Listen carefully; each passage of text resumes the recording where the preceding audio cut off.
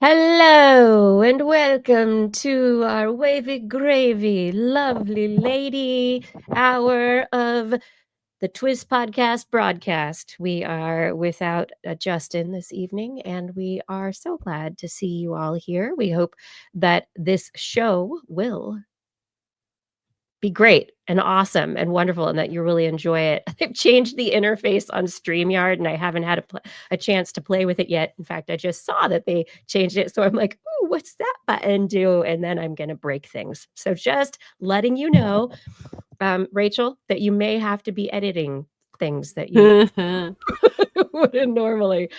And there was also a disclaimer at the top of our StreamYard tonight saying that some of their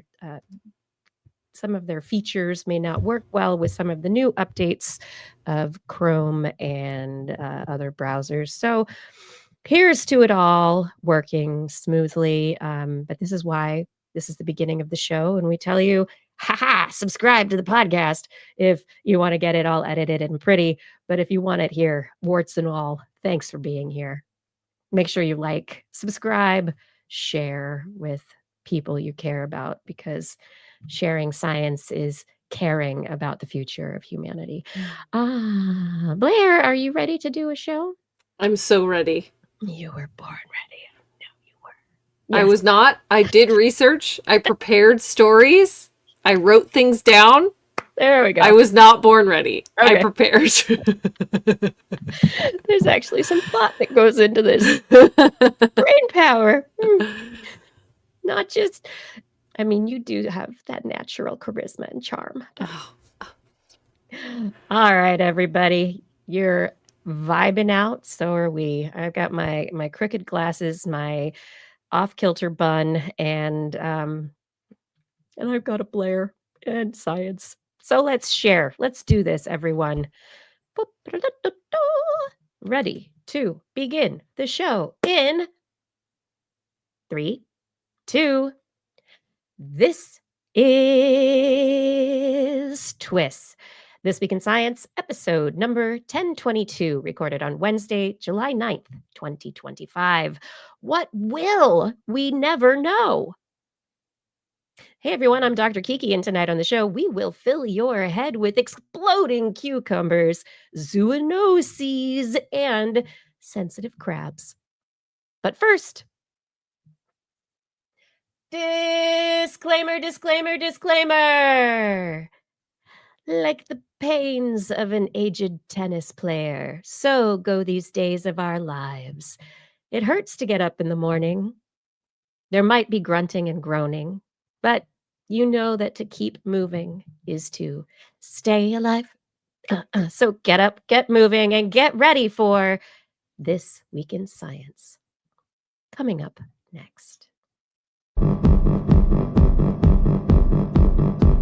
I've got the kind of mind that can't get enough. I want to learn everything. I want to fill it all up with new discoveries that happen every day of the week. There's only one place to go to find the knowledge I seek. I want to know what's happening. What's happening? What's happening this week in science? What's happening? What's happening? What's happening this week in science? Good science to you, Kiki. And a good science to you too, Blair. And everyone out there, welcome to another episode of This Week in Science. We're back to talk about science. And yet again, there was a wonderfully wide world of wondrous, I can't use wonder over again. Anyway, so much for being not repetitive. But there was a lot of science this week, and so we dug through the stories and brought them to you. I have stories about some going back in time for zoonotic infections. What? So exciting. Justin's not here tonight, so I might be able to chit-chat a little bit about the complete human genome of an ancient Egyptian. And then I've got new brain cells, which is so good. And maybe some synchronized dance brains as well. What did you bring, Blair? What's in the animal corner? Well, I have an appetizer of some plant news in the form of explosive seed dispersal. Then in the animal corner, I have sensitive crabs and emotional tortoises. Having a lot of feelings today. And then I saw that, Kiki, you brought an animal story for tonight. I did not get a chance to read it at all, so I cannot wait for you to tell me all about it. I did read it a little, and I went, Blair, how could you not? I can't believe that this is a story, but it is. So, chimpanzees, they're decorating themselves. Interestingly, we'll talk about that one. Okay, everyone out there, if you would like to know more about past episodes, the present episode, once all of the stories get put up on our website, we will have show notes available, links to stories, other, our YouTube page. Thankfully, Fada put some great notes up about the sources of our stories. Same thing goes for our website, TWIS.org. Wherever you are, make sure you are subscribed to TWIS. If you're not, look for This Week in Science. Make sure that you're subscribed and you're sharing us with your friends so that everybody can have great science conversations and continue to learn new things, ask new questions, and develop their practiced and considered curiosity about the world. There's a difference between knowledge and wisdom. Yes, there is. Let's see. Anything else? No. So just subscribe. Look for This Week in Science. We're on YouTube, Facebook, Twitch. TWIS.org is our website. It's time for the show. You ready for some science? Bring me some science. I will demand bring- it. Okay. By demand of Blair, I bring you my opening story of the night, which actually is science I can't tell you about because it's science that we may never actually answer. There's questions that may never be answered, at least in the United States, by the researchers that were involved in this particular event. So this week, an event was produced at Capitol Hill, and it was produced by the Congressional Science Panel. So, what is this? The event was from the House Committee on Science, Space, and Technology, and the Democrats in the Rayburn House office on yesterday, Tuesday, July 8th, from 11 a.m. to 2 p.m. on Capitol Hill, they hosted The Things We'll Never Know, a science fair of canceled grants.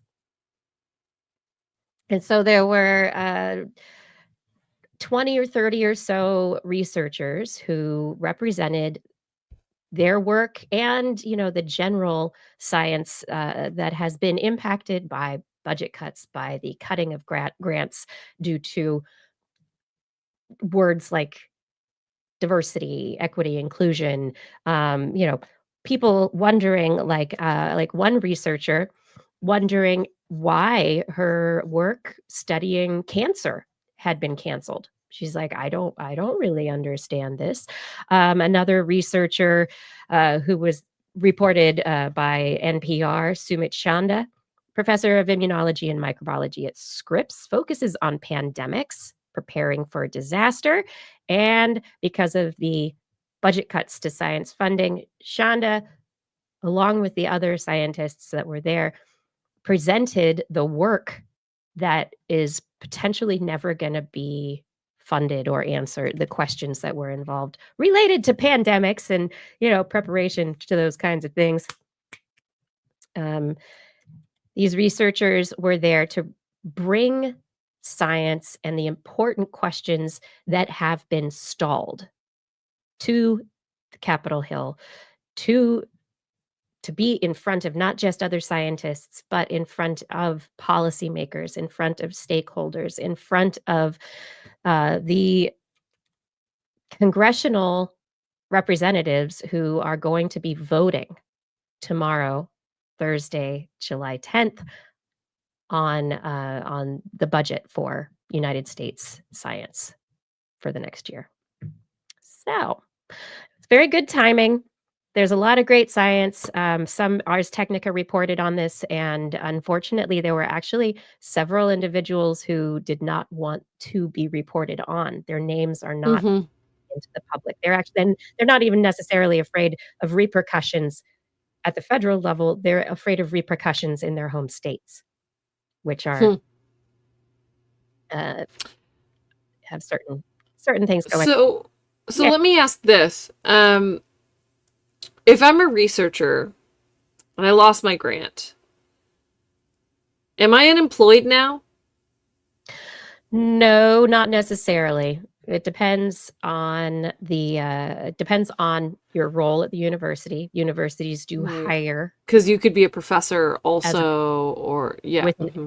with an annual salary, and you have various roles within that salaried position. But Mm-hmm. to do the work you need to do, you need to be able to get a grant to pay your lab assistants. You need to be able to get funding to Mm-hmm. pay for the equipment in your lab. You need to be able to, um, have the funding that will allow you to even buy time on telescopes or buy, Mm-hmm. to share in some of the larger, more expensive technologies that are being used. And Mm-hmm. currently, this last week, a very interesting story popped out related to Harvard and some of the other, and this is not the only university, as technology transfer has been going on for a long time with intellectual property coming out of universities and going into startups and larger companies. It's a big money business. Uh, Harvard has had and some of the larger um, Ivy Leagues are looking at venture capital, private equity. Researchers are going out on their own to get private equity money to support their research. Mm-hmm. And then Retraction Watch this week was like, "Oh yeah, so this one Harvard researcher um who's getting I think I forget where it's coming from, but he's getting private equity for the work that he's doing. And suddenly there are a whole bunch of questions about reproducibility of his results, of falsification of images, of um, you know, the Keep your molecules. capitalism out of my science, please. Right, like at the beginning of like there's stages, Ugh. right? How do you do the moonshot stuff without like does everything have to have a purpose? And then also we know like if it isn't going well, when do they what happens then, right? What happens to the Mm-hmm. entire line of research if maybe it's not even falsification or other issues, but maybe they have the right question or the right tests have not been done right, but it's no longer worth the time, the money that's invested. Like, how do you keep that going? So, Mm-hmm. relying solely on private money or majority on private money to allow for the advancement of science is putting, I don't know, backward steps. Mm-hmm. It's taking big moves backwards. This is not only is research not going to happen, but established laboratories will need to shut, which means they will have to be reopened when funding starts Oh, again, which means, yes, we are moving backwards. Like, there's going to be a huge amount of time wasted reestablishing yep. all of these labs and protocols and materials and animals. Like, any labs that have animals that they're going to have to Yeah. rehome or other things because there isn't funding to take care Mm-mm. of those individuals anymore. So then they're going to And have to start that's a big over. deal. Yeah. Yeah. And it's, of course, not all of the research. There's another paper out this week that is doing, they're analyzing the ecosystem of philanthropy and where money is coming from and how it's funding science. But the bottom line there is that, again, philanthropy is not enough to be able to take up, what the Mm-hmm. government was doing. So anyway, um, just to put it out there are some incredible researchers who are studying really important questions, and their work has been put by the wayside. And this week, our Congress people are supposed to go back to the voting about how much money to give to American science. So, hey, might be the last. If you haven't made a phone call yet, might consider it. But yeah, yep. Tax cuts for the extremely wealthy. Yeah. Sure. Because, we all want to be there someday. And of course, right now, that's, yes. Don't tax the rich because I'm going to be rich someday. Come on. Right. I'll pay for other people to get rich. Because, no, wait, what? No. No. Look around. You don't even own a house. Not you, this hypothetical person. I know. Okay. So that was my explosion of where we are on the federal science front again for this week. And I'm glad that there's a bit of it that's performative, but it's also educational, it's informational, it's getting the science in front of people. And hopefully getting them to understand why it's important. Why do we want to study this gene? Oh my gosh, because after 200 publications, it might have cured childhood inherited deafness. Yeah, no. Who needs it? You know what I need? I need you to tell me about explosive seed dispersal. Please. I loved this story. Okay, so there are these things called squirting cucumbers. Ecbalium elaterium. They are loosely related to cucumbers. They're in the same family as like squash and pumpkins and stuff like that. But they perform explosive seed dispersal. So when you think about seed dispersal, you think of a few things. You think about like those seeds that have little helicopter wings that float to the ground. You think of some sort of wind-based seed dispersal like dandelions, right? You think about animal-based seed dispersal, which is, when animals eat something and then they poop out the seeds, right? Mm-hmm. So there's all these different ways that plants have to get their seeds out there. They want it to go away from them, leave the nest, propagate the outside area. And so there are some on the wind. Yeah. There are some that are much more active. And so these cucumbers, these squirting cucumbers, quite literally explode.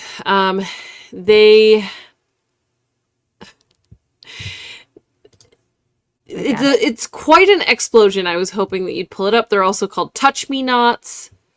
And so Kiki right now is showing us slowed down footage of the seed dispersal. And you see a few seeds and then more, and then more, and then more. You're like, you got more seeds in there? Oh my gosh.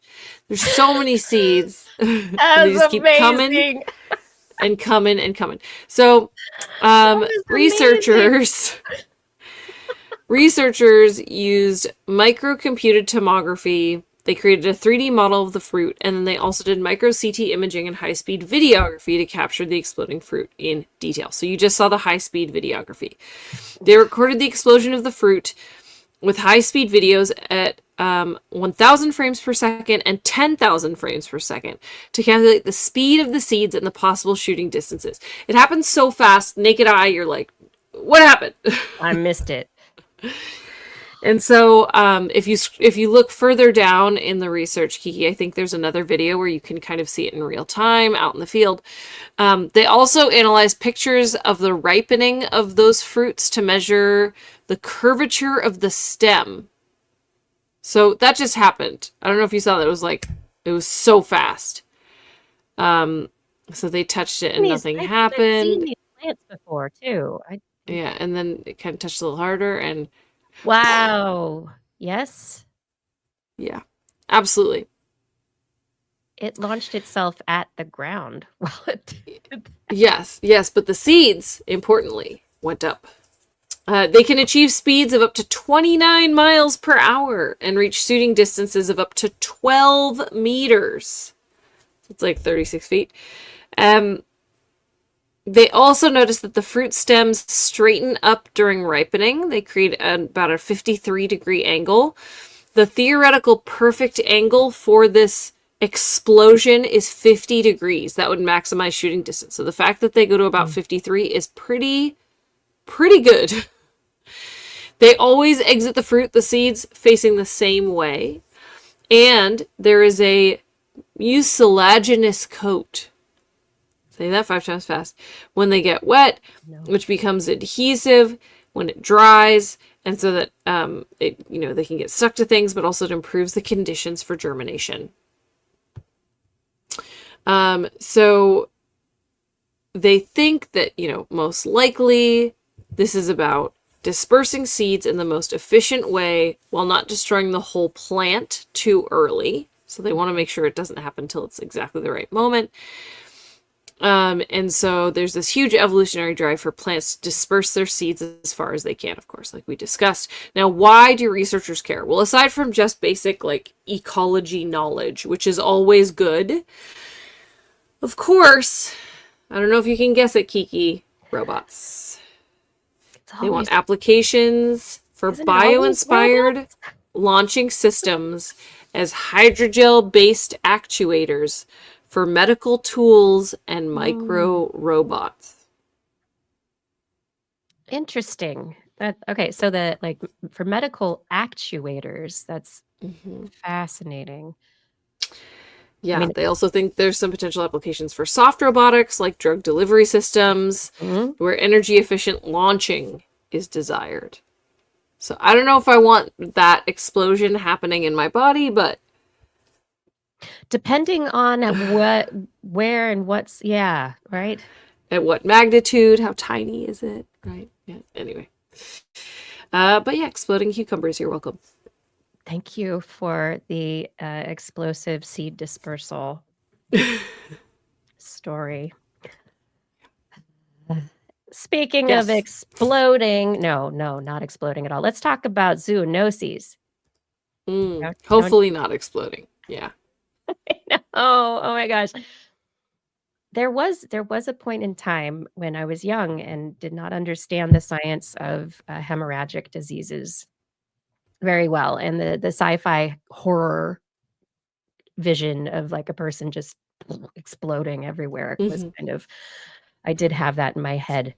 No longer, no longer, everyone, because it's that's not how it happens. But how long has humanity been affected by zoonotic transmission of diseases, human pathogens that have, not just been human pathogens, but came about because of us hanging out with animals, and that they joined us thanks to the animals.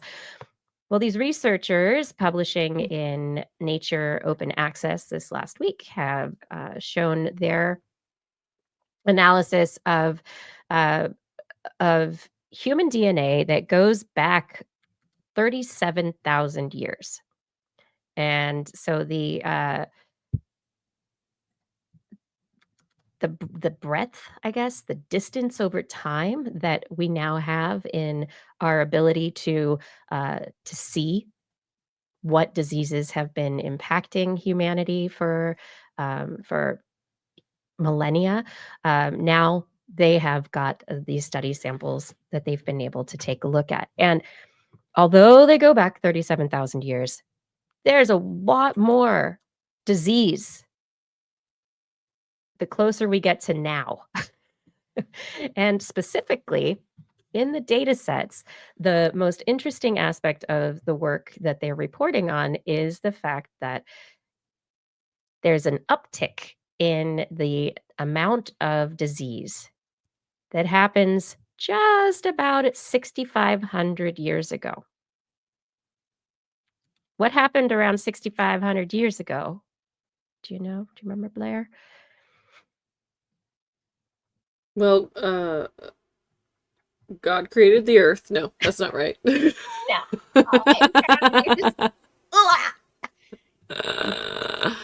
No, I don't know. What happened 6,500 years ago? So about 6,500 years ago, what we saw was the advent of farming and of keeping animals, Sure. ranching and farming, and people settling down and becoming less nomadic and becoming more settled. And as that happened, there's a massive uptick in the time source of microorganisms and how they impacted humanity. They were even able to see like upticks through their different microbes that they were looking at. They were able to make out infections. They found that the oral microbiome was a great source of data for all of their work that they've done. Um, but this isn't necessarily the stuff that we're dealing with now, which is animal, uh, you know, going the live animal markets in very populous regions, which very likely is why we have a lot going on right now. But historically, we didn't have as many people. There wasn't as much density. We increased density and overlap of populations more and more Mm-hmm. when we really got into the farming and trade that relied on that. So, anyway, yeah, 37,000 years of human disease history, and about 6,500 years ago, the really interesting bit happened, and kind of tells us a story of Mm. you know how we got to now. These are Well, it wasn't the dogs then, because we domesticated them, or they domesticated us, depending how you want to look at it, way before that. exactly. Well, the So, dogs were yeah. domesticated. We were still very we were still nomadic in Yeah. many places. There was a lot of uh, there was still smaller communities hunting, very tribal, as opposed to um, domestication, which is I why. think that's really interesting that it took that because we're pretty young as a species in evolutionary time compared to other animal species around us. Yeah, So it would just kind of be my assumption that there would be a lot of zoonotics from day one. I imagine But I that. guess it's all relative, right? So it's just Yeah, so much more now. It's more than most other mammals, probably. yeah, and so it's of course there are zoonotics are other, right? It's these microorganisms that are not from us or not just between us. And so, of course, as we're moving around, there were infections that occurred. I mean, there's research we've covered that suggests herpes virus has been with us for tens of thousands of years, going way, It's way, the way, way back. perfect disease. It doesn't kill you, and it's transmitted via sexual activity, and you can't always tell somebody has it just by looking at them. It's perfect. It's been made to do its job perfectly. Yep.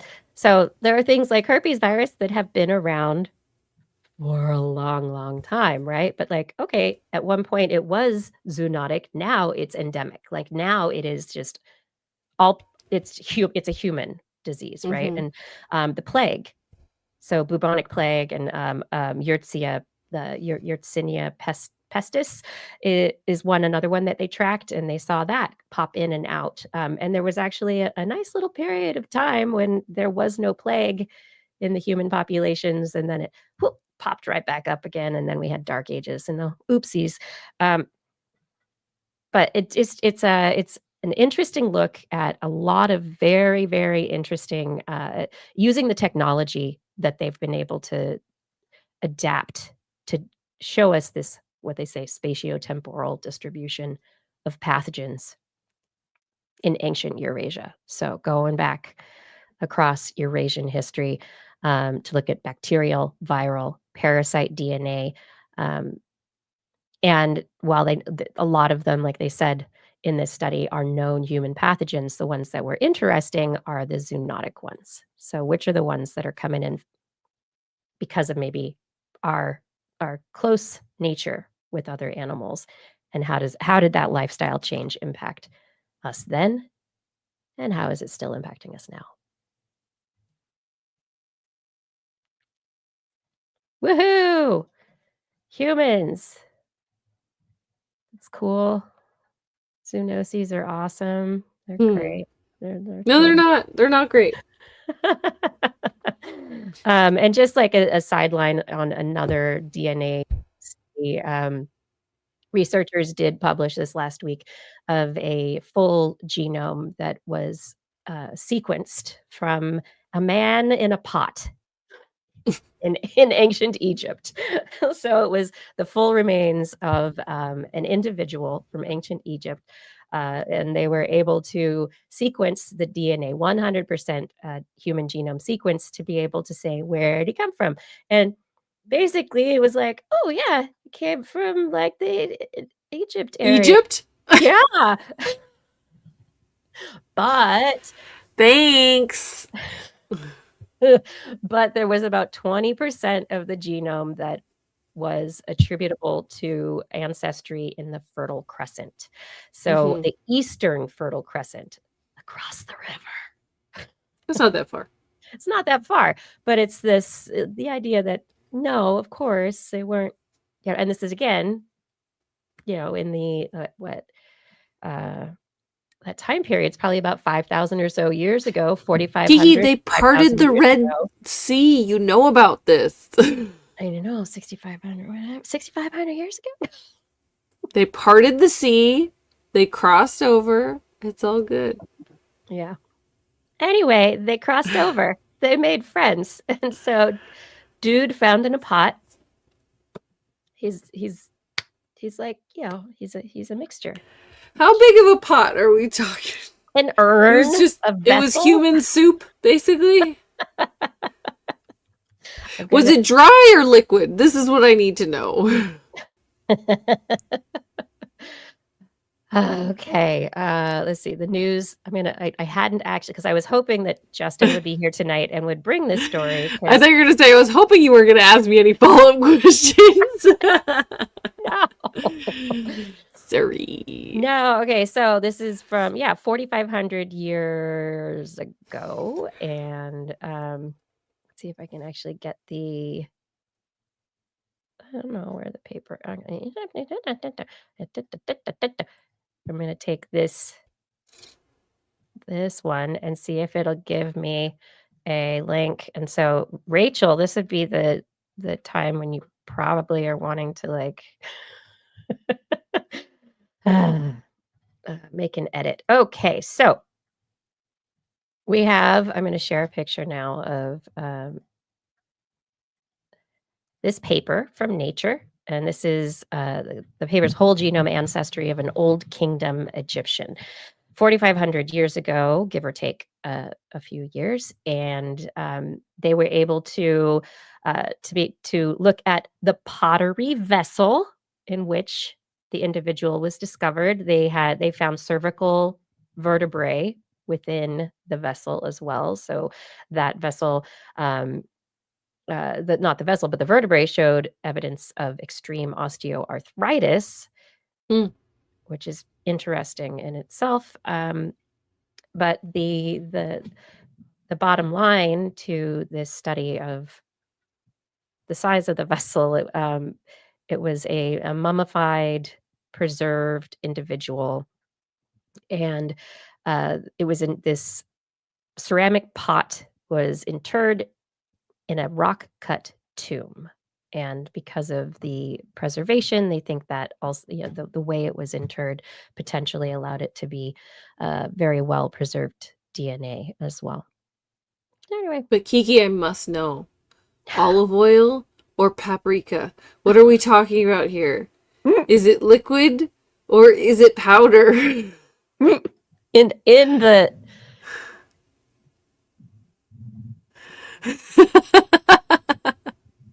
Blair. These are the hard-hitting questions that you Really. come to This Week in Science for.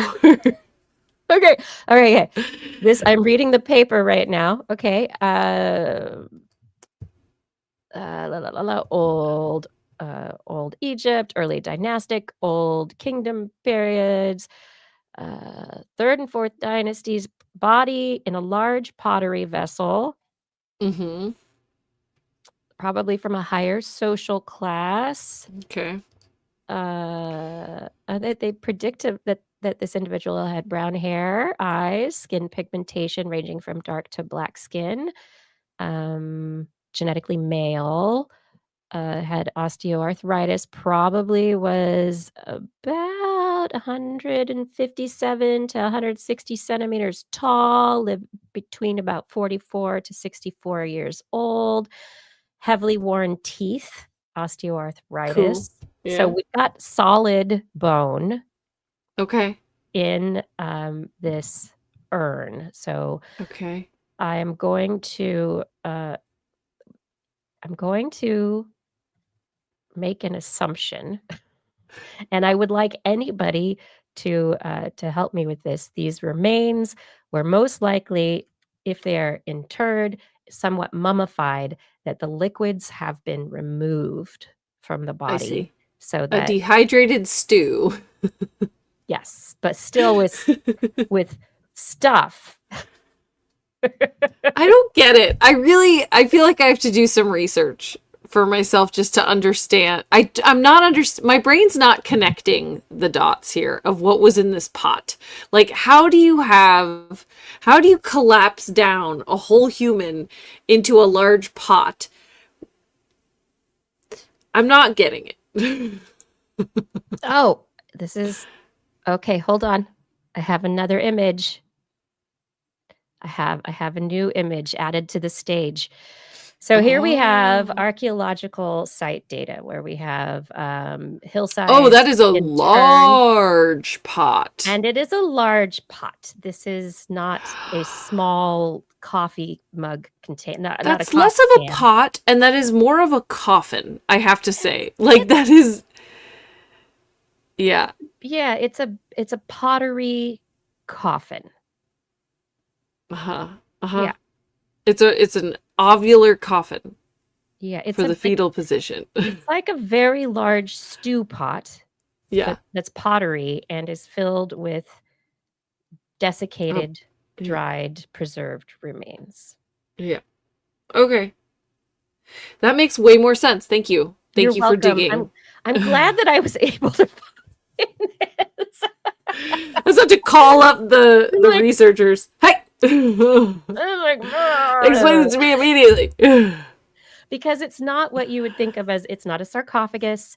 It's not it's not that the individual, like in modern human customs where we will you know have the remains burned and ashes put into a small urn that fits on top of your mantle.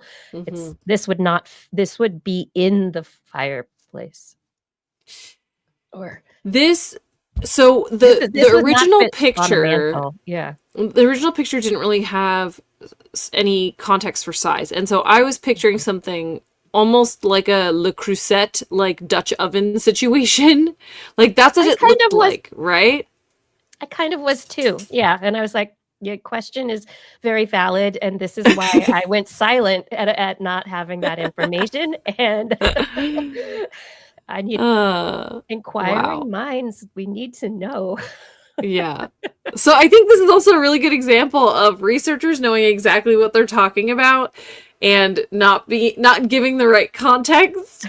That was in a pottery, in a pottery urn. Urn. Yeah. Yeah, no, Yeah. this is a very Wild.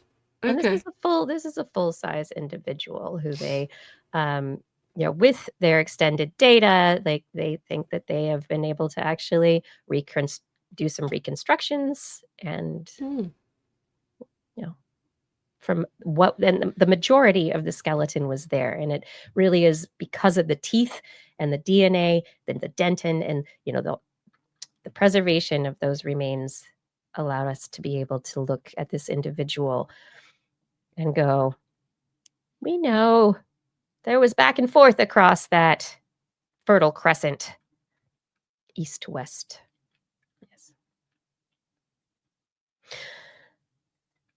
This is This Week in Science. Thank you so much for joining us in this exploration of the unknown, the things that we would like to know. Sometimes we don't even know the questions or the stories to tell until we don't know the stories until the questions are asked in the right way. Sometimes the information and how it's told, so interesting. It's such an essential part of the whole thing. So we're glad you're here for the entire process. Thank you for joining us. If you are interested in being a supporter of This Week in Science in an ongoing fashion, one of our non-corporate sponsors, because we are an independent podcast, science talk show broadcast on without corporate sponsors telling us what to do or how to do it, when to talk one way, when to talk another. It's you. We get to hang out with you. And thank you for doing that. Head to twis.org. You can support us on Patreon. If you click that Patreon link, and I can't wait to read your name at the end of the show when you become a Patreon supporter. And if you're looking for, fun items or, new ways to show your love and support for TWIS, click on that Zazzle link as well. That Zazzle link has a bunch of products, and some of them, they don't even look like they're like branded science-y kind of stuff, because they're Blair's Animal Corner art, and they're very cool. And the pillow bolsters you should have on your couch, and your shower curtains, and the towels. I mean, come on, people. Everything goes to support This Week in Science. Thank you very much for all of your support in all that you do as a member of our audience. We thank you. We can't thank you enough. And now we will move back to more science-y goodness. I don't think there's any more exploding seed dispersal, but it is time for Blair's Animal Corner with Blair. She loves our creatures, great and small. Biped, millipede, no pet at all. If you want to hear about animals, she's your girl. Except for giant pandas and squirrels, there's Animal Corner. What you got, Blair? I can't believe I have to say this in the year 2025. What? But tortoises have feelings. Of course they do. Of course they do. Tell me more. Animal behavior and cognition experts at University of London, UK, looked into reptile sentience and reptile emotions. They put forward compelling evidence that red-footed tortoises, Chelonoidis carbonaria, sounds like pasta, experience long-term mood states in a similar way to mammals and birds. They studied 15 red-footed tortoises. They used a cognitive bias test, which is an approach that they used originally in humans, which reveals whether individuals respond optimistically or pessimistically in their judgment of ambiguity, depending on their mood. They've used this in mammals and birds mostly, but this evaluates how animals interpret ambiguous situations, acting as a window into how they feel. They found that tortoises housed in enriched environments, so environments where there's lots for them to do and they are happy and they're well taken care of, they were more likely to judge ambiguous situations optimistically, which suggests a positive mood. They also looked at their behavior in anxiety-related tests, which involved exposure to novel objects and unfamiliar environments. Tortoises that showed more optimistic decision-making in the cognitive bias test also displayed less anxious behavior in response to novelty, reinforcing the link between mood and behavior. This adds to a growing body of evidence which suggests that reptiles have more complex inner worlds than we thought. Who thought is my whole thing.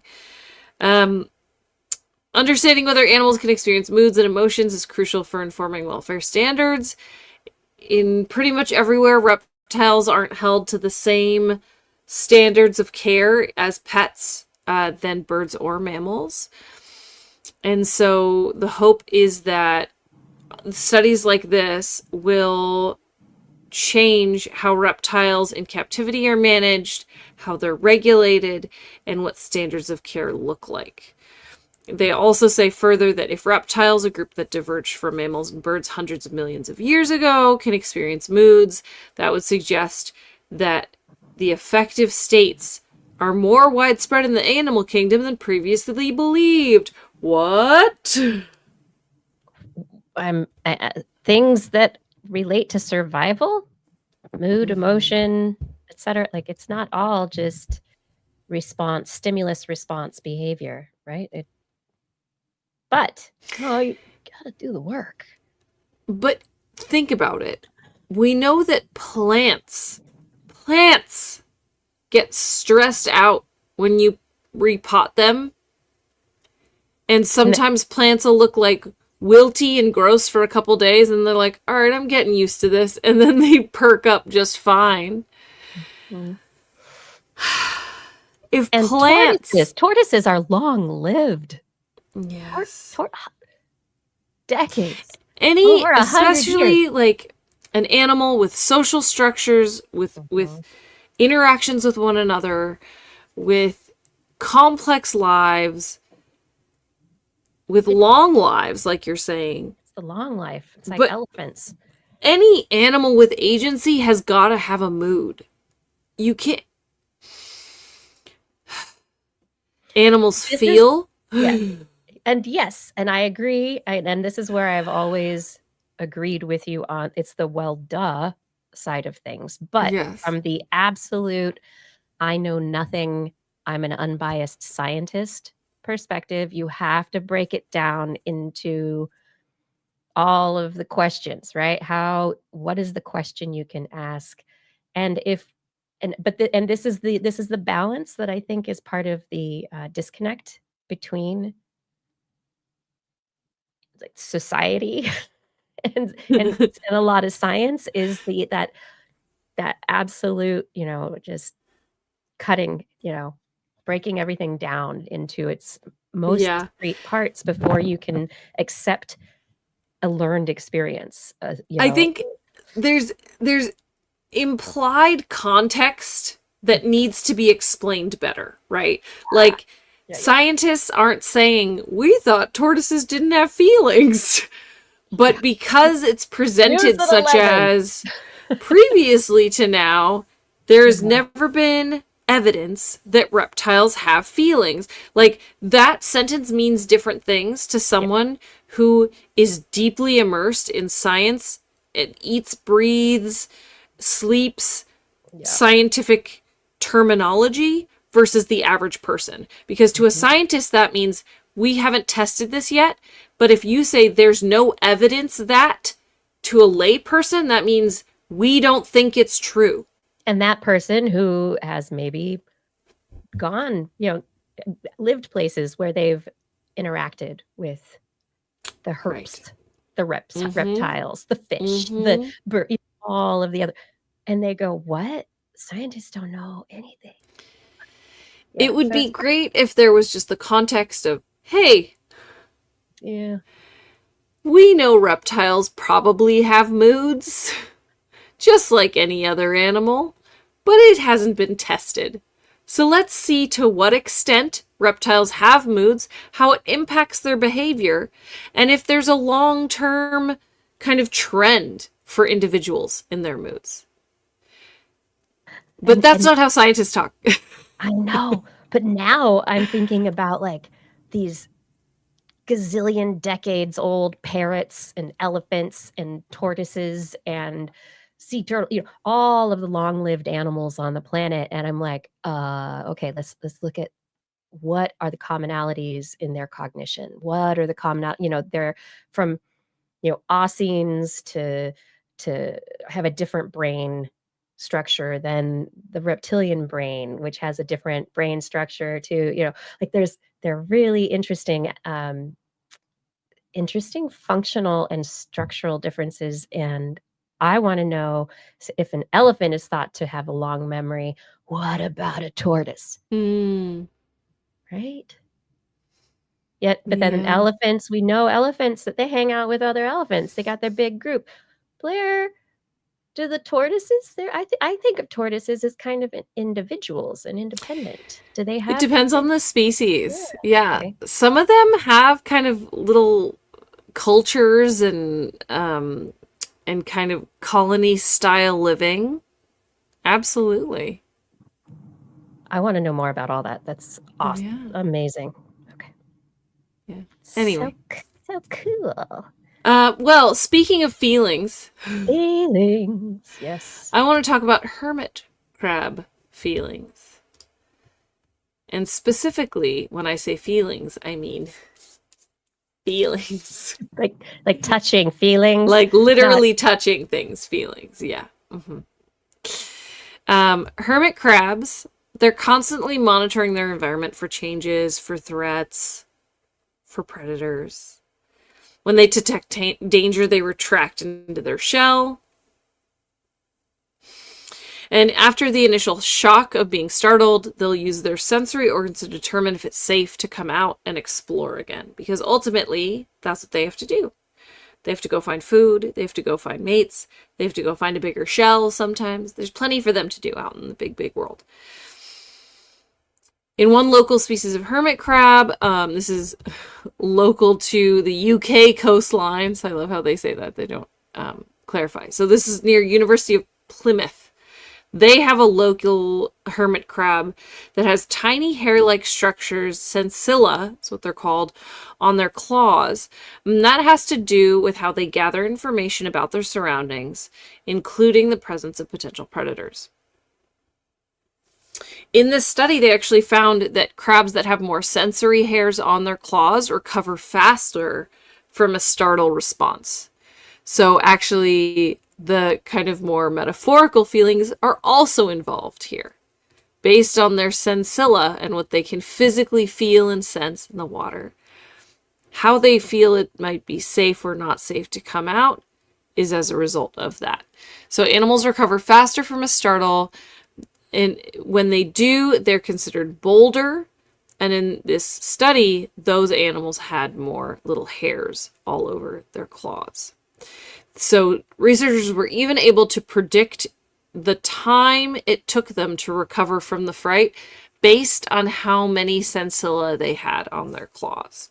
Now, I bring this up also because I've brought a couple horrifying research methods to TWIS lately, and this was a rare situation where researchers actually took great care of the hermit crabs they were studying.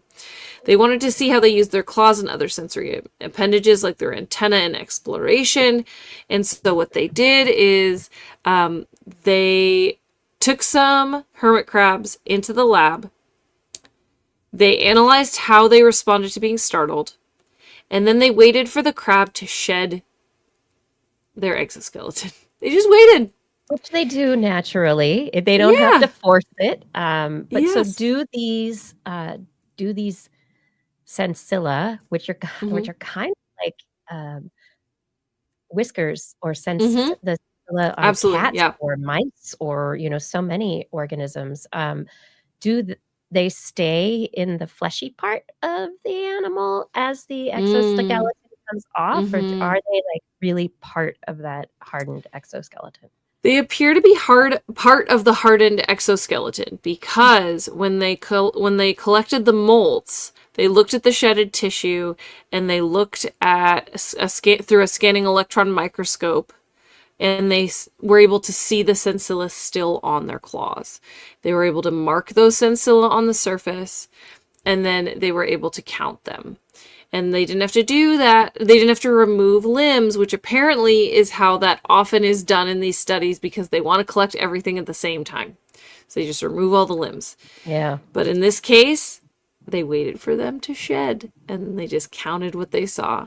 Then they assessed the number of sensilla related to boldness of the crab.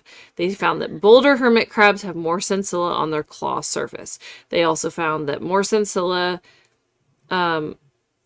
suggested a crab had better access to information, which appeared to make them more consistently determine that the surrounding environment lacks risk. So basically, they came out sooner because the extra little hairs told them, nah, it's good.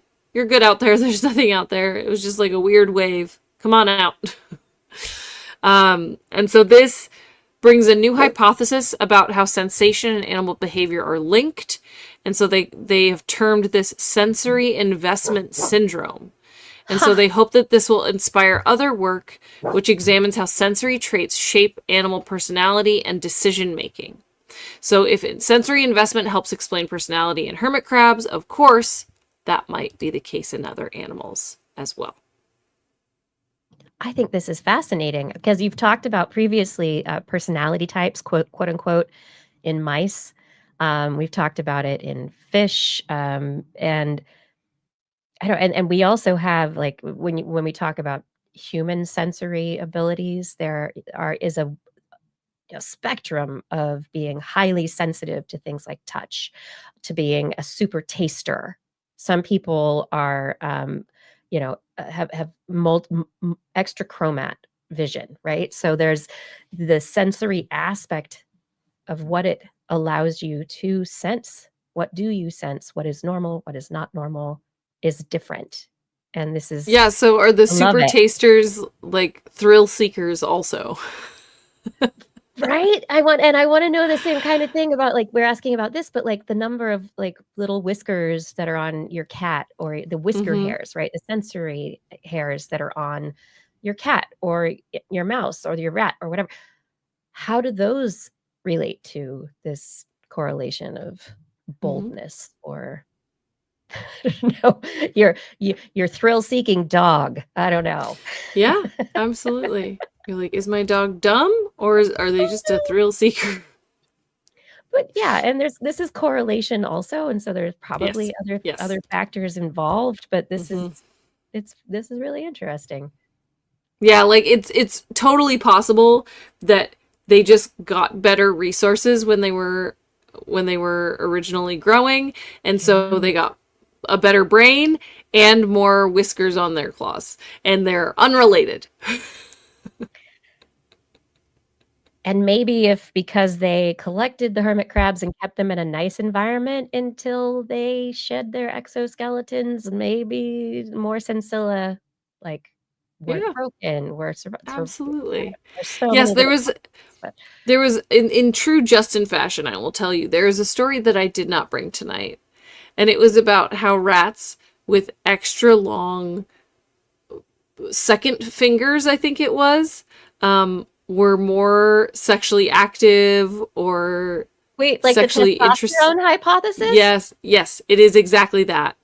Yeah. And I was like, I don't have it to get into this tonight. But yes, there's some excellent correlation. Yes. It's that whole book of correlation where it's a number of deaths in swimming pools versus number of Nick Cage movies released that year, right? Like, it's just things correlate. That doesn't mean they cause each other, right? So it's, yeah. Exactly. Anyway.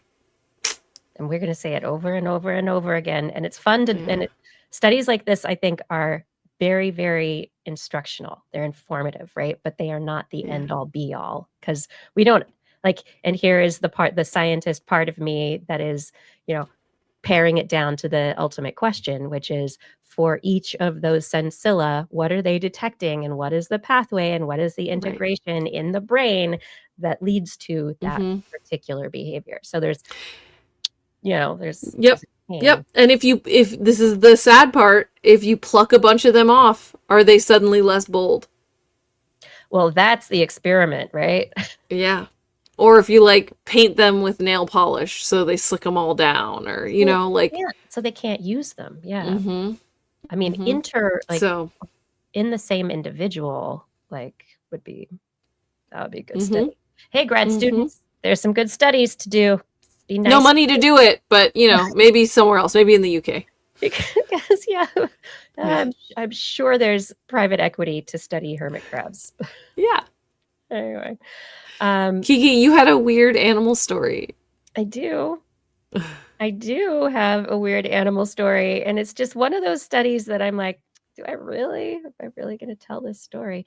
All right. You tried to make me do it, but I didn't have time to read it. I did try to make you do it. Okay, so this is still Animal Corner, which is why I was wanting you to chimpanzees at the Chimfunshi Wildlife Orphanage in Zambia have started fashionable trends that the youngsters are picking up and repeating, and seem to be doing this.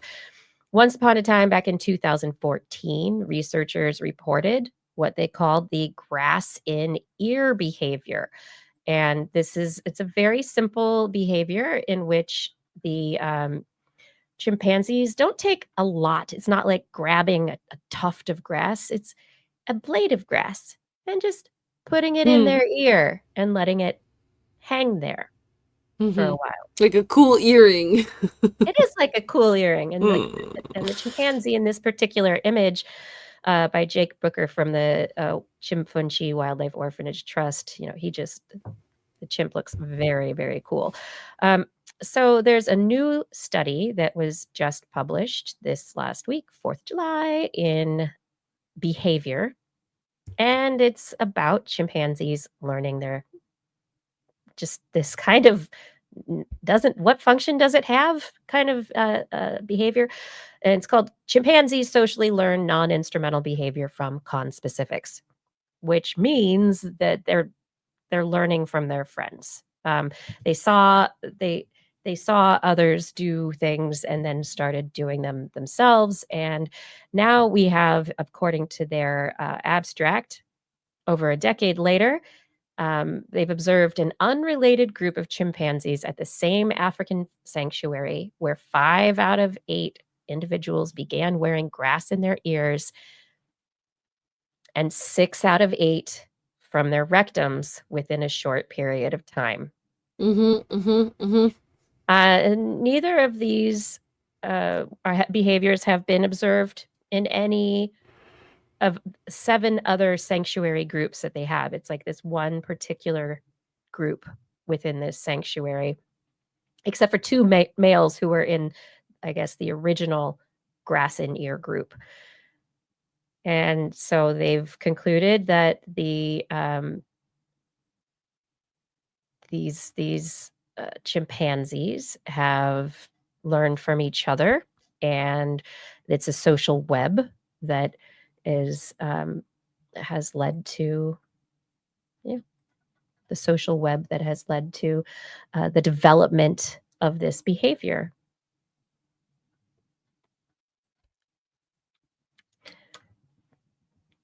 So I like in this article, I'm reading ahead, I'm seeing that there's a theory that the caretakers had something to do with it, because the caretakers sometimes stick things in their ear to get things out. Yes. Or what I was thinking was it might be an earring if some of them have earrings, right? And that would be that would be where it first started.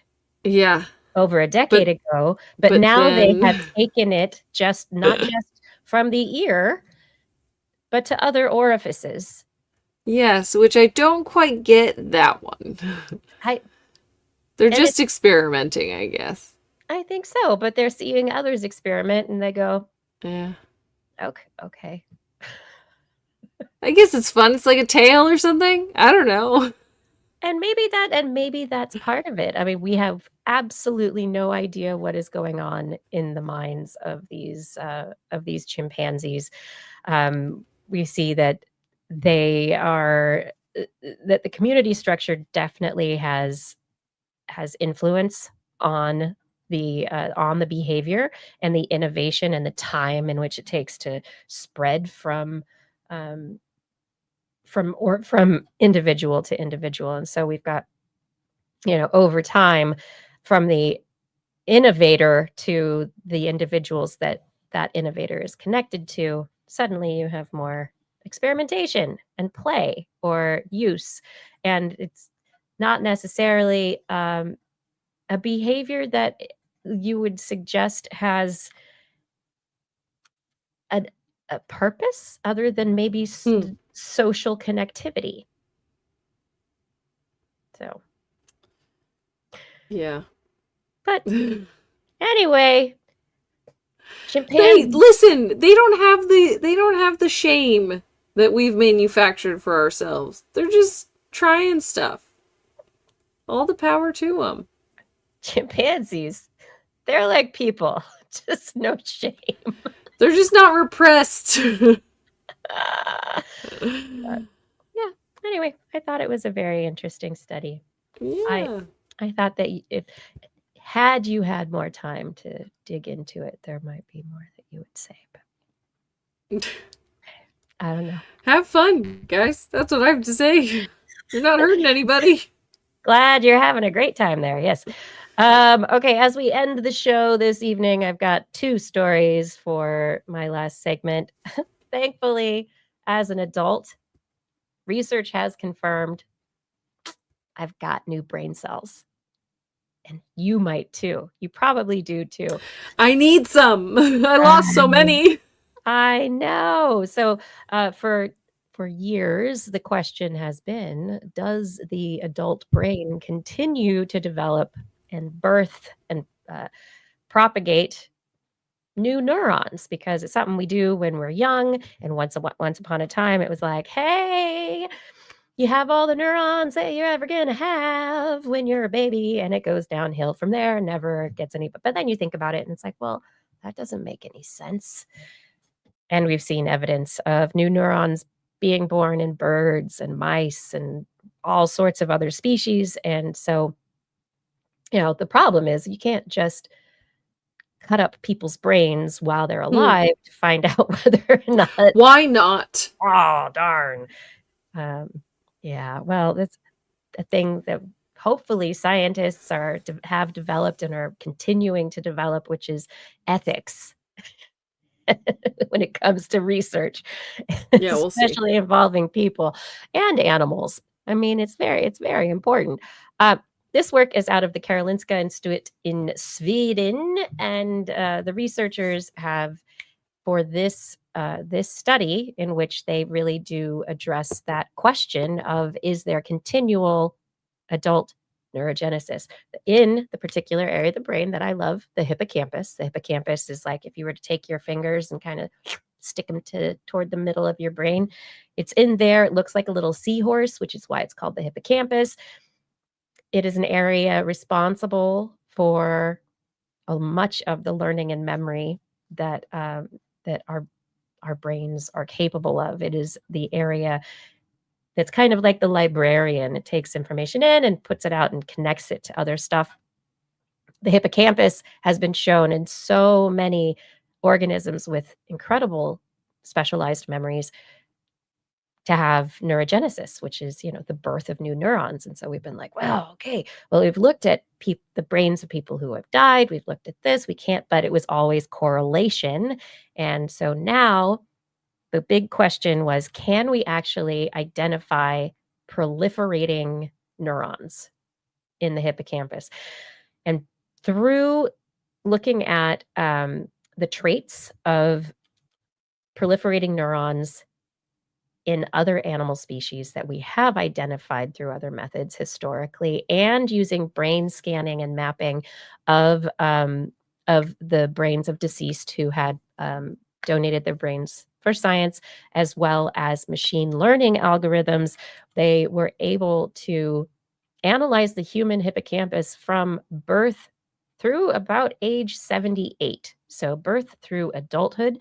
They used single nucleus RNA sequencing. They were able to identify all the neural progenitor cell stages in early childhood.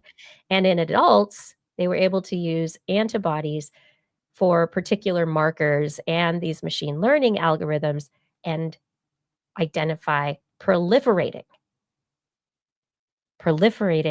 neural progenitor cells, which means they were dividing.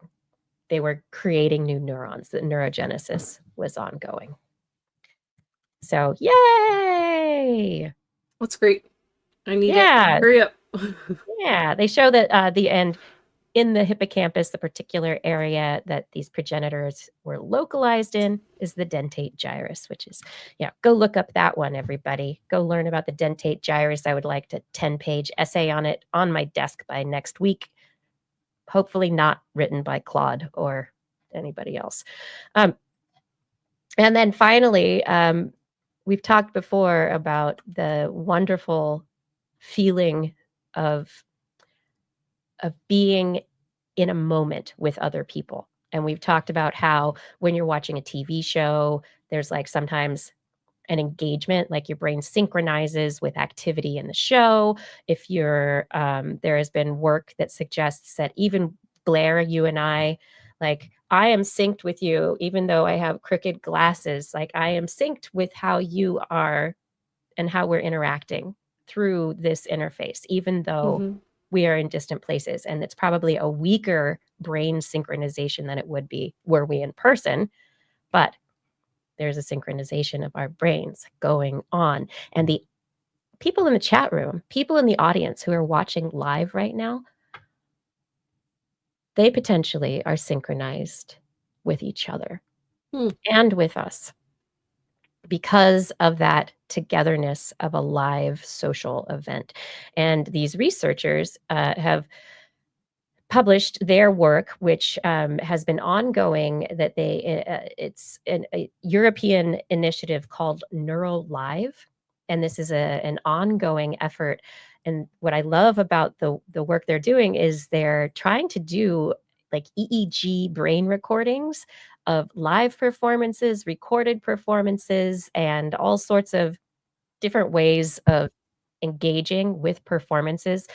Most specifically, they're using dance as the artistic performance that they've been looking at. And this latest paper that they are publishing on, they have found that the delta band of brain activity, which is a frequency of brain activation that is often related to social activation and also to also your mind wandering. The delta band EEGs were synchronized with live and recorded dance.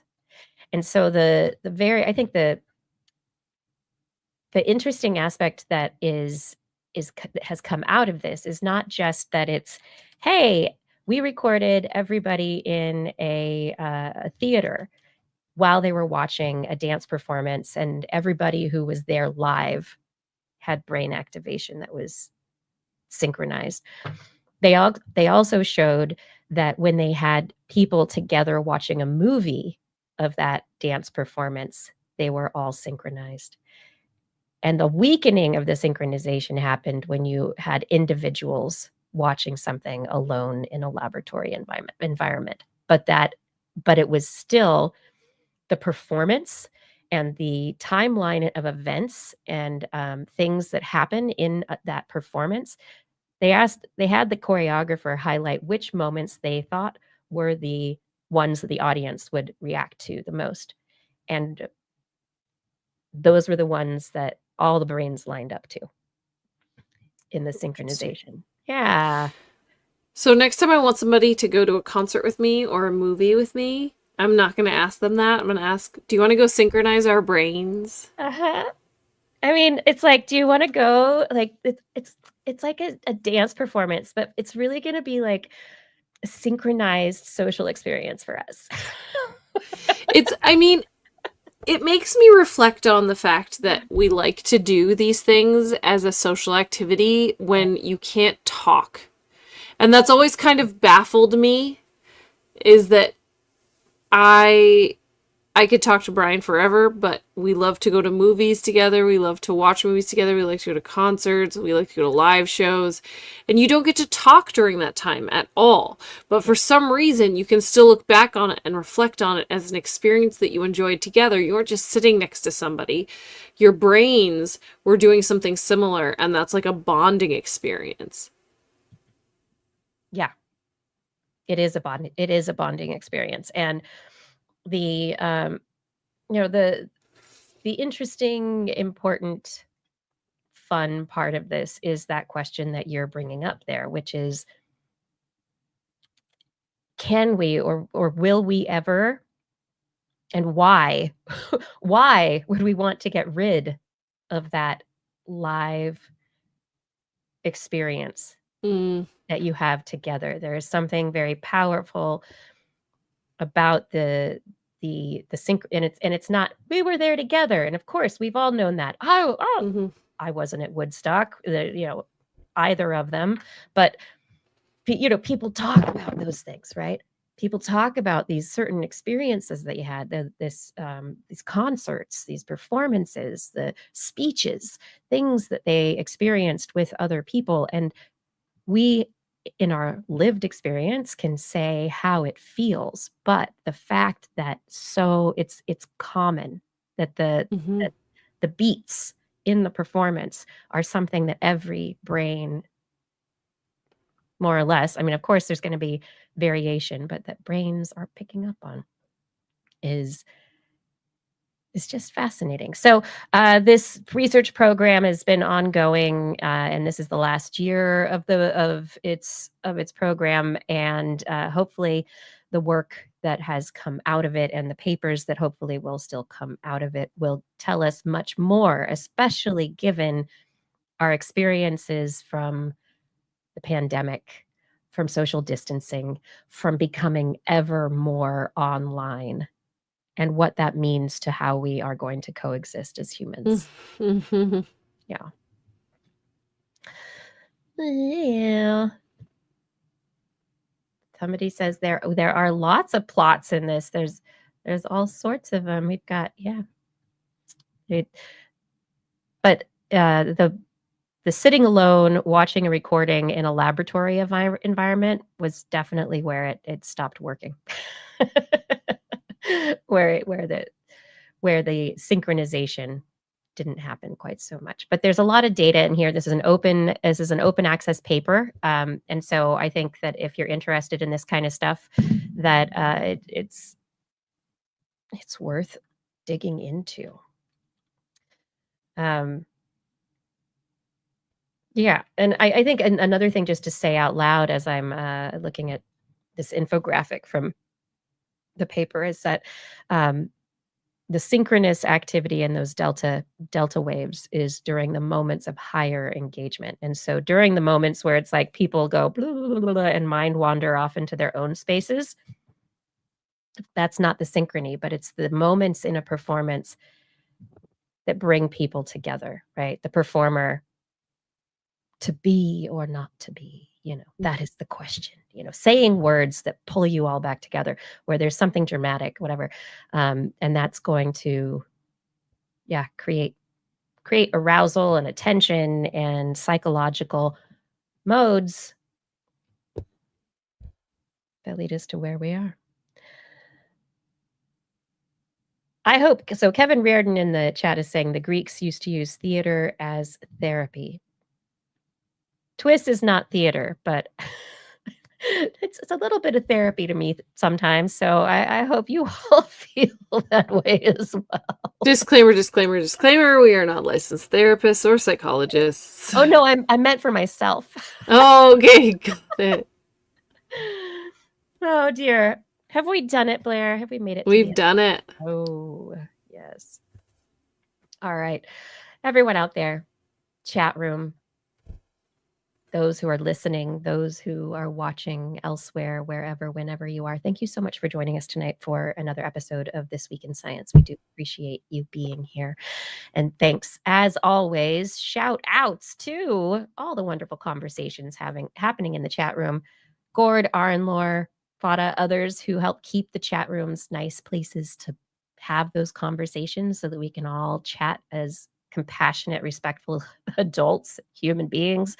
Fada, thank you so much for doing the social media and show notes. Really, really wonderful that you're able to do that. Rachel, thank you for editing the show. Identity 4, thank you for recording the show. And as always, I really must say a big thank you to our Patreon sponsors. I'm not going to go backwards this week. Last week was a whole thing. Thank you to Robert Norlin, Robert W. Farley, Lauren Gifford, Dana Lewis, Eden Mundell, Alan Viola, Aaron Anathema, Arthur Kepler, Craig Potts, Mary Girth, Teresa Smith, Richard Badge, Bob Coles, Kent Northcote, George Corris, Pierre Velazarb, John Ratnaswamy, Chris Wozniak, Dagard Chefstad, Donathan Styles, a.k.a. Don Stylo, Ali Coffin, Shubru, Don Mundus, PIG, Stephen Alberon, Daryl Myshak, Andrew Swanson, Fredis 104, Paul Ronovich, Kevin Reardon, Noodles, Jack, Brian Carrington, David E. Youngblood, Sean Clarence Lamb, John McKee, Greg Riley, Mark Hessenflow, Steve Leisman, a.k.a. Zima, Ken Hayes, Howard Tan, Christopher Brappen, Richard Brendan Minish, Johnny Gridley, Remy Day, G. Burton Lattimore, Flying Out, Christopher Dreyer, Artyom, Greg Briggs, John Atwood, Rudy Garcia, Dave Wilkinson, Rodney Lewis, Paul Phillips, Shane, Kurt Larson, Craig Landon, Sue Doster, Jason Olds, Dave Neighbor, Eric Knapp, Lon Makes, E.O., Adam Meshkan, Kevin Parachan, Bob Calder, Marjorie, Paul D., Disney, Pecoraro, and Tony Steele. Thank you for all of your support on Patreon. And if there is anyone out there who is not yet supporting us on Patreon and thinks that, hey, that might be a nice thing to do, you can head over to twist.org and click on the Patreon link to become a monthly supporter or a yearly supporter. Yeah. Blair, what's happening? Let's see what's happening on next week's show. We will be back on Wednesday at 8 p.m. Pacific Time, broadcasting live from our Twitch, YouTube, and Facebook channels. And if you would like to listen to us as a wait, no, this is you. I need you to do. I can do the whole thing. Want to listen to us as a podcast? Just search for This Week in Science wherever podcasts are found. If you enjoyed the show, get your friends to subscribe as well. For more information on anything you've heard here today, show notes and links to our stories will be available on our website. That's at www.twis.org. When you go there, you'll get a nice pop-up. You can sign up for our newsletter. We'll send one day. Not sure when. Keep you guessing. We love your feedback. If there's a topic you would like us to cover or address or suggestion for an interview, please let us know on one of our social media accounts, or better yet, send us an email. Just be sure to put TWIS, TWIS, in the subject line, or your email will be shot out of a cucumber at 29 miles an hour, up to 40 feet. And we won't be able to find it. It's going to be all sticky. It's going to stick to something. It's going to be above our head. We'll never know. Anyway, we look forward to discussing science with you again next week. And if you've learned anything from the show, remember, it's all in your head.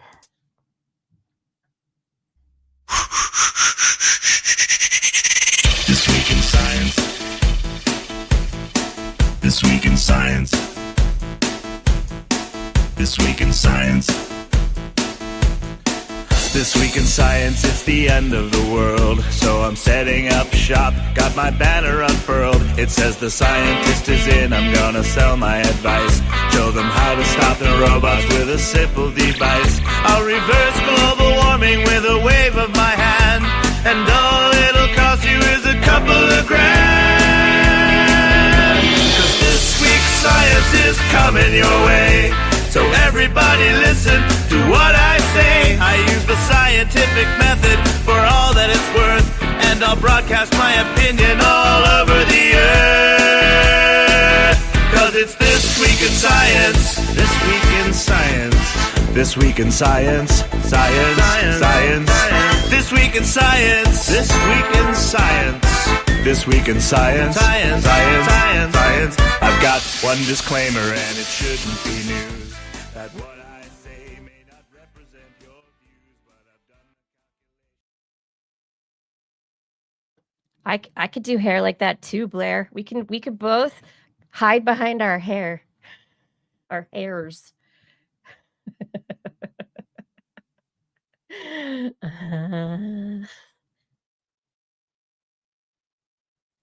just gonna go to sleep behind the hair. Oh, there we go. Good night.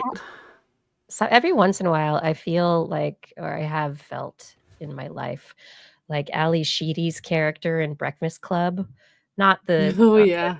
not that part of it, but the just hair in front of the face and just you don't know what I'm doing behind my large mass of hair.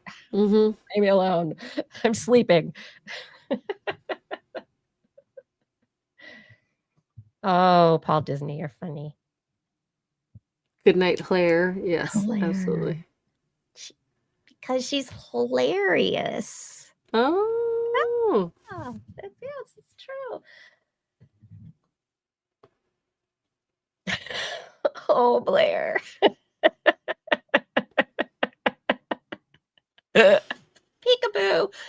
I'm like feeling to see if it's safe in there. There's a wait, your Is it Sincilla safe? is coming out of Yeah, your hair like exoskeleton. it's not safe. Goodbye. Thank you for coming out of your Okay. hair tonight. Of Enjoyed course. Ugh. it. Oh, I used to get punchy like this at like 11 when we'd have a really long after show. I Now I'm know. getting punchy at 9:45. No, I know. I saw you at 9:30. That's why I was like, time to I I see you. I can't hide it. I know. I It see you. I it see the just look it in like your eyes it's and I'm like like, it's like an egg cracks on on my head and just goes, "It's sleep time now." I know. Yeah, it was 9:30 and I was like, "Oh, I'm I'm already losing late. her. I'm already late. I'm losing her. Gotta go." Yeah, no. And then I kept talking. Jeez, Kiki. Hey, it was fun stuff. I'm living a double life. Do tell. Oh, Yeah. it's You're really a doing triple great. life. It is. Once you put the momming into it, it's like working, momming, podcast, like, and then you want to have like uh, other time, like free Mhm. time. Like what? Yeah. It's I mean, yeah. Right now I'm working just so many hours. I have to wake up at 5 to be able to set the child up for success before I then leave. Oh I man. have an hour commute to work, then I work 9 hours, then I have an hour commute home. Then it's time to make dinner, get him ready for bed, and put him to bed. Uh-huh. And just like, It's a long day. what? It is a very, very long day. Oh. Whew. Yep. Ooh. Mhm. Mhm. Uh-huh. I know. I know. So say goodnight, Blair. Good night, Blair. Say good night, Kiki. Good night, Kiki. Good night, Good night, everyone. everyone. Yeah. Thank you all for joining us for this episode of This Week in Science. We will be back again next week. I don't know if I'm going to be from here. I might be at my dad's house. Who Oh. knows? We'll see if his internet is working for me there. So I'm hopefully I might be able to get Blair to. I don't know. You have a bigger computer than my laptop, so maybe you Yeah. can be in charge of some things. But I was like, um, the other day, I was like, my computer's new. And then I went, oh, hold on. no, when did we buy that? 2017? 2018, I think. Yeah. So I was like, oh, yeah, it's only like a year or two old. Uh-oh. So fast. Oh my gosh. Yeah.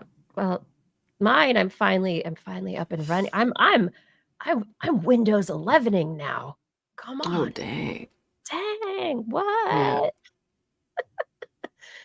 It's not new. It's just what is it? The ship of Theseus? Oh, yes. Absolutely. Yeah. Yeah. Yeah. All right.